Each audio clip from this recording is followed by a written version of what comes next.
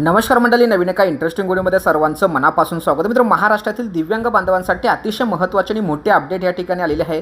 दिव्यांग सरकारी नोकर भरती संदर्भात राज्य सरकार प्रशासनाने एक अतिशय महत्त्वाचा मोठा शासन निर्णय या ठिकाणी जाहीर केला आहे. आणि या शासन निर्णयानुसार या ठिकाणी महसूल विभाग असेल, वन विभाग असेल, या विभागातील नोंदणी व मुद्रांक विभाग आस्थापनेवरील गट अ ते गट ड या सहवर्गातील पदांकरिता दिव्यांगांसाठी शासन सेवेत पदे निश्चित करण्यासंदर्भात महत्त्वाचा शासन निर्णय या ठिकाणी दिव्यांग हक्क अधिनियम 2000 नुसार या ठिकाणी मंत्रालयाच्या स्तरावरून 1 जून 2026 रोजी जाहीर करण्यात आलेला आहे. त्यामुळे मित्रांनो, आत्ता वन विभागामध्ये आणि महसूल विभागामध्ये दिव्यांगांची वेगळी अशी सेपरेट भरती केली जाणार आणि या संदर्भात महत्त्वपूर्ण शासन निर्णय तुम्हाला समोर दिसत असेल. आणि यामध्ये बघा, दिव्यांग व्यक्ती हक्क अधिनियम 2016 मधील कलम 33 नुसार राज्य सरकारच्या आखत्याखाली जे काही पदे दिव्यांगाकरता सुनिश्चित करण्यासाठी शासनाच्या सामाजिक व न्याय व अधिकारिता मंत्रालय नवी दिल्ली यांनी 4/1/2021च्या अधिनियमानुसार दिव्यांगांसाठी सुनिश्चित केलेल्या पदांची यादी प्रसिद्ध केलेली आहे. आणि त्यानुसार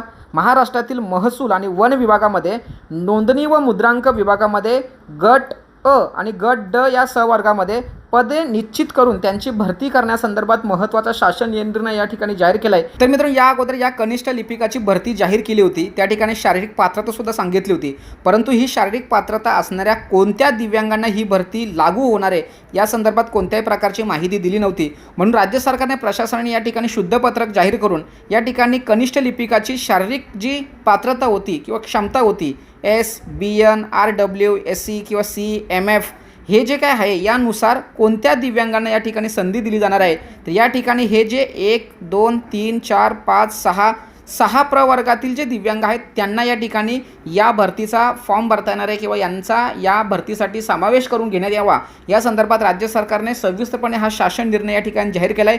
या ठिकाणी लक्ष द्या, व्यवस्थित समजून घ्या.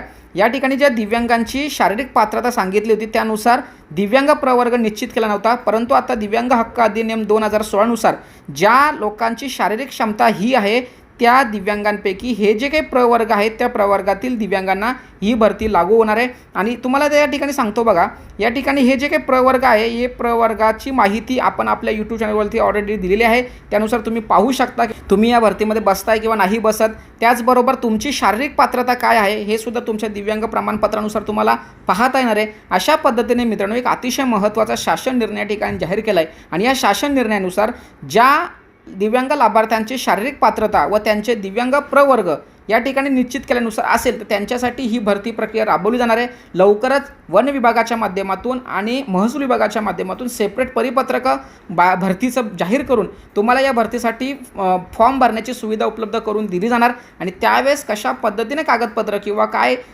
नियम अटी असणार आहे त्याविषयी आपण सविस्तर माहिती घेणारच आहोत. परंतु ही माहिती तुमच्यासाठी अतिशय महत्त्वाची असल्या कारणाने ही माहिती सर्वांना शेअर करा. भेटूया पुढील व्हिडिओसह. तोपर्यंत धन्यवाद. जय हिंद, जय महाराष्ट्र.